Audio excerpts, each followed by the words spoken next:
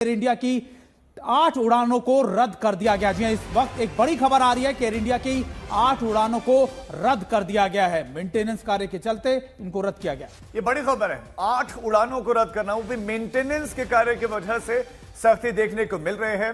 जो बड़ा हादसा प्लेन क्रैश हुआ उसके बाद से सख्ती बरती जा रही है और हर चीज को बड़ी गंभीरता से देखा जा रहा है। रोजाना खबरें सामने आते हैं जब फ्लाइट्स या तो रोके जा रहे हैं या इमरजेंसी उनकी लैंडिंग हो रही है या टेक ऑफ करने से पहले कैंसिल कर दिया जा रहा है। तो इस बीच में दिल्ली, मेलबर्न, हैदराबाद, दुबई की उड़ान रद्द कर दी गई है। ऐसी कुल 8 उड़ानें रद्द की गई और मेंटेनेंस की वजह से। बिल्कुल, देखिए कैसे 8 उड़ानें आज सुबह ही बताया गया कि एयर इंडिया की 8 उड़ानों को रद्द कर दिया गया। 3 इसमें इंटरनेशनल बताई जा रही है और 5 डोमेस्टिक, और दिल्ली, मेलबर्न, हैदराबाद, दुबई की उड़ानें भी रद्द कर दी गई है।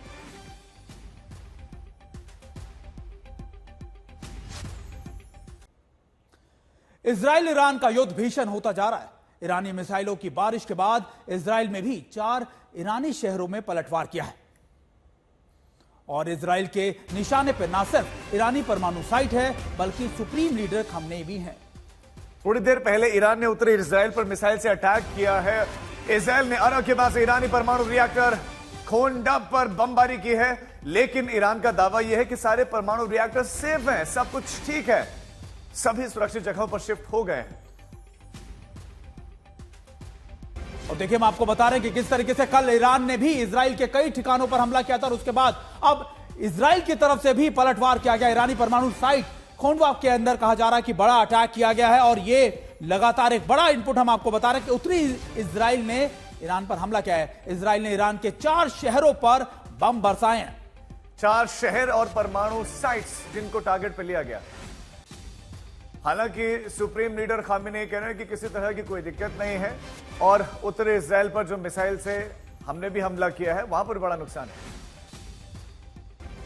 और देखिए लगातार ये खबर क्यों बढ़ती जा रही है। कल ईरान ने ये कोशिश की थी कि अब तेल अवीव और अब हाइफा के अलावा दूसरे इलाकों में अटैक किए जाए। बेरशेव उसमें सबसे बड़ा इलाका था जिसमें रिहायशी इलाके में अटैक किया गया, हॉस्पिटल को अटैक किया गया, लेकिन उसके बाद इजराइल का भी पलटवार सामने आया। इजराइल अब लगातार उन परमाणु प्रोग्राम इलाकों के अंदर उन इंस्टॉलेशंस को टारगेट कर रहा है जहां पर ईरान के ये प्रोग्राम चल रहे थे और इजराइल का पूरा टारगेट है कि ईरान की सभी कैपेबिलिटीज को पूरी तरीके से बर्बाद कर दिया जाए।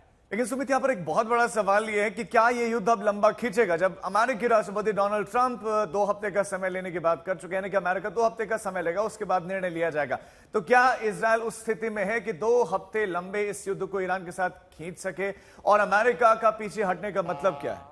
बिल्कुल, देखिए लगातार यही बात है सबसे ज्यादा राजीव की ये बड़ी इस जंग का दायरा इसलिए लगातार बढ़ता जा रहा है क्योंकि इजराइल की तरफ से लगातार बड़े अटैक्स किए जा रहे हैं और इजराइल रुकने का नाम नहीं ले रहा। अब ईरान भी पलटवार कर रहा है। कुछ आपको इनपुट भी बता देते हैं। दरअसल इजराइल और ईरान के युद्ध में वॉर अपडेट क्या है। जंग के 8 दिन इस समय पूरे हो चुके हैं, आज 8वां दिन है और अब एक दूसरे लेवल पर यह युद्ध जा चुका है, यानी दोनों के रिहायशी इलाकों में एक दूसरे तरफ से अटैक किए जा रहे हैं। राजीव, जब ईरान ने इजराइल पर अटैक किया तो इजराइल ने पलटवार अब किया है। निशाने पर कौन सी जगह ली है? परमाणु रिएक्टर्स लिए, वो साइट्स लिए जहां पर परमाणु कार्यक्रम चल रहा है। सब दावा जो उनकी तरफ से ईरान के खोंडब साइट पर अटैक किया गया और पहले अरक रिएक्टर पर बमबारी की गई थी। हालांकि ये जरूर कहा गया कि हमारे परमाणु कार्यक्रम को किस तरह का कोई नुकसान नहीं। अरक रिएक्टर के बारे में कहा जाता है लंबे समय से वो ऑपरेशन नहीं था, लेकिन ईरान ने भी दागिया मिसाइलें और क्लस्टर बम का इस्तेमाल अब ईरान की तरफ से भी किया जा रहा है और 4 इजरायली शहरों पर कल बड़े हमले ईरान की तरफ से किए गए थे। ईरान भी अपनी सैन्य क्षमता का लगातार प्रदर्शन कर रहा है और इजरायली शहरों पर हमला होना यानी कि वहां मिसाइल गिर जाना भी इस बात का प्रमाण है कि अब आयरन डोम में कहीं ना कहीं वो खामियां पकड़ पाया है ईरान की, वो शहरों को टारगेट कर रहा है। और ये बड़ी खबर इस बीच में एक और आपको दे देते हैं कि अभी ये खबर मिल रही है कि इजराइल ने एक साथ 60 फाइटर प्लेन से ईरान पर सुमित बमबारी की है। बिल्कुल, देखिए ये बड़ा इनपुट हम अपने दर्शकों को बता दें कि इस समय एक बड़ा अटैक किया गया। इजराइल ने 60 विमानों से एक साथ बरसाए हैं बम। इजराइल के तेहरान में बड़े, आप कह सकते हैं कि बड़े भंडारों पे या फिर परमाणु इंस्टॉलेशंस पर अटैक किया गया है और ये तस्वीरें हम आपको दिखा रहे हैं कि कैसे लगातार एक दूसरे पर ईरान भी इजराइल पर अटैक कर रहा है और इजराइल भी अब बड़े अटैक्स ईरान के इलाकों में कर रहा है। खास फोकस तेहरान के इलाके ही है। तो इजराइल अब एग्रेसिव दिख रहा है, खासतौर पर अमेरिका ने जो ऐलान किया उसके बाद से ये और ज्यादा एग्रेसिव दिख रहा है।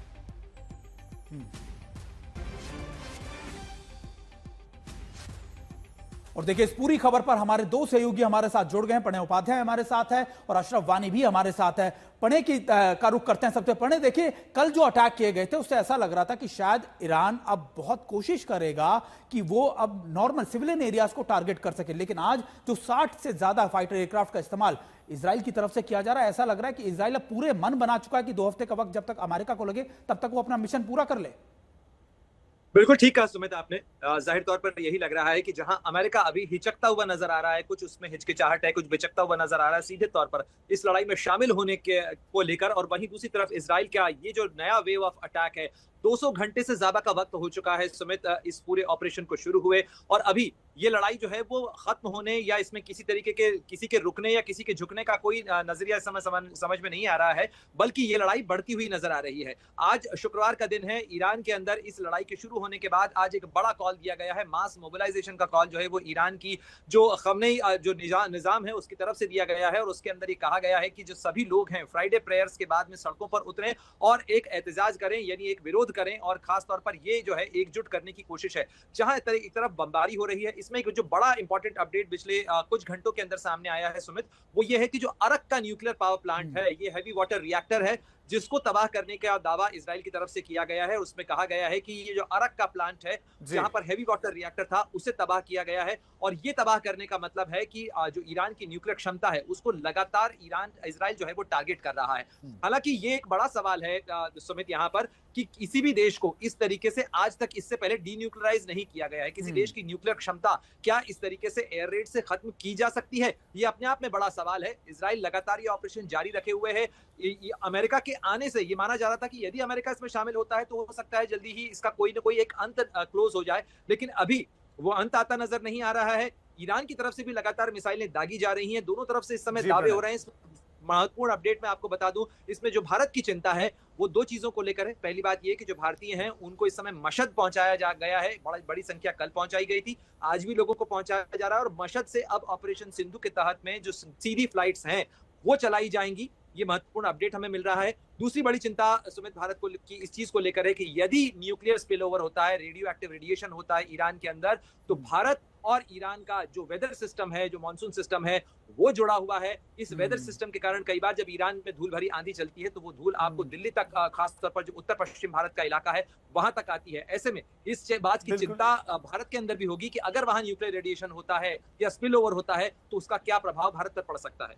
ये भारत के लिए भी अच्छे संकेत है। नहीं, आप दोनों हमारे साथ बने रहे, आपके पास हम लौटते हैं, लेकिन इस बीच में बमबारी और मिसाइलों से हमले के बीच में जुबानी युद्ध भी चल रहा है, और अस्पताल में हमले से इजराइल पूरी तरह से बौखला गया है। इजराइल के रक्षा मंत्री ने खामेनेई को मॉडर्न हिटलर बताया, तो वहीं नेतन्याहू का कहना है कि यह जंग तब तक जारी रहेगी जब तक खामेनेई का अंत नहीं हो जाए। और देखिए, हम आपको बताते हैं कि इजराइल ईरान युद्ध के बीच जुबानी जंग भी तेज हो गई है। खासतौर पर नेतन्याहू की तरफ से भी कहा गया है कि देखिए, मॉडर्न टाइम के हिटलर हैं और उनके बारे में लगातार कहा जा रहा है। इजरायली रक्षा मंत्री ने खमनेई को मॉडर्न हिटलर कहा है। देखिए, खमनेई के अंत तक लगातार ये जंग जारी रहेगी, खमनेई के अंत तक ये जंग हम जारी रखेंगे, ये नेतन्याहू की तरफ से कहा गया। यानी अब इजराइल ऐसा दिख नहीं रहा कि जब तक रिजिम चेंज ना हो जाए तब तक वो रुकने वाला है, कहीं ठहरने वाला है।